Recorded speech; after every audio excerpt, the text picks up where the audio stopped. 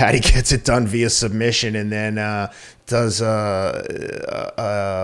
I don't know, some video game move to him afterwards. They had been joking about who was going to twerk on who when they won, and Paddy got it done. It was a good sport. It looked like they both took it in stride and laughed it off. But man, exciting. Paddy brings the entertainment and excitement. His speech after his comments afterwards with Michael Bisping were all class as well. Had a friend that committed suicide. Paddy gave a whole spiel about mental health, and I couldn't agree more with what he said. It's taboo for, especially in combat sports, to have men have emotions and feelings. But Paddy hit the nail right on the head. He delivered the excitement, then showed great compassion and intellect in being able to talk about issues that plague a lot of people. So I figured you'd really appreciate his not only his performance, but his behavior after the fight.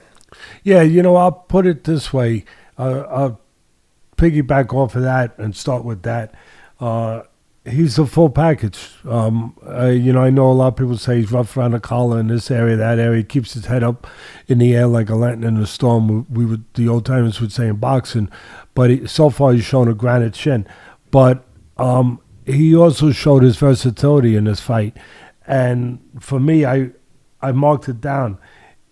When I say the full package, talent, toughness, charisma, smart, and human. And I think that's the last part is the part obviously you're talking about. And that really struck me, the human side.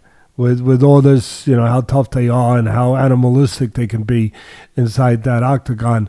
For the most part, I see nothing but good human beings. So with Paddy, he was just, his versatility showed. Obviously, we know he's a terrific striker, but he's smart enough to be getting good in all the areas he needs to be good, to be the top guy there. He's doing that. And one thing that really struck me, Ken, was with all the showmanship, ahead of time that you see with him, even at the weigh-in, he goes to shake hands, then he goes like this with his hand behind the head, For what it's worth, I think that those guys have a pretty good relationship. I think that they both were clowning. I don't think he was trying to be disrespectful. Even if he was, I don't know that Leavitt was aware it was coming, but I think Leavitt is I think he's the kind of personality, the kind of person that went with it and understood it for what it was, as you're touching on, that it wasn't really being, that he was trying to be disrespectful in that way, that it was part of the show, if you will. It was part of, what you get now when you're going to fight Paddy, but yet he's respectful as far as inside the ring and inside the octagon, and as far as being serious about that part of it, and being a man, if you will, about that part of it. But the other, it's something to make extra money. It's something that really helps the whole sport at the end of the day, because obviously it brings notoriety to the whole sport that there's this kind of entertainment, just like McGregor did. He did the same, just like Muhammad Ali did years ago. He with his kind of personality and everything he was doing outside, to promote fights, it made him bigger, but it also made everyone be in a position to make more money, especially when they fought Ali. Tyson too. When they fought Tyson, they got more money. But it increased the purses generally. So I think that Paddy has that effect on the sport too. But with all the showmanship ahead of time, as soon as it came, it came time. You know what I mean? When it's go time, and I'm looking, and it wasn't missed on me, Ken. I'm looking at the eyes and just the posture of Paddy before they go. And man, all that stuff's out the window. He is laser-like.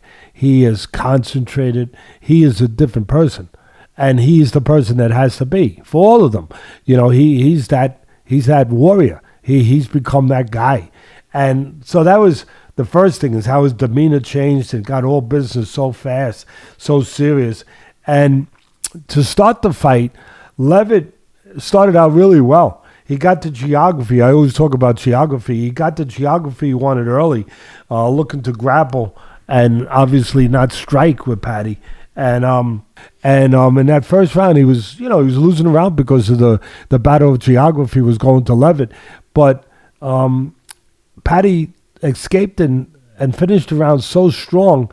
that he might have won the round, even though he was losing up to that point.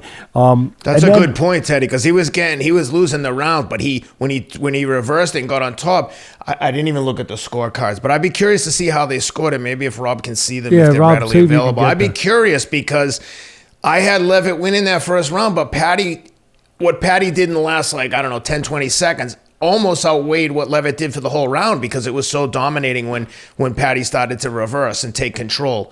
But man, what a fight! That's why I brought it up. And then, just as importantly, if not more, he picked up where he left off in the second round. And see, that's the thing, that momentum. That's what the great ones do. Well, the momentum. He picked up Paddy picked up where he left off with that momentum, with that good finish after a bad start or a tough start, and then he showed the versatility by submitting Leavitt. Just a tremendous effort by him. As I said earlier, 4 big winners there: Paddy, Molly, Dana, and Portnoy, and all the fans, that got a chance to be part of that atmosphere, and and us. And by the way, Paddy won. All 3 judges gave that first round to Paddy.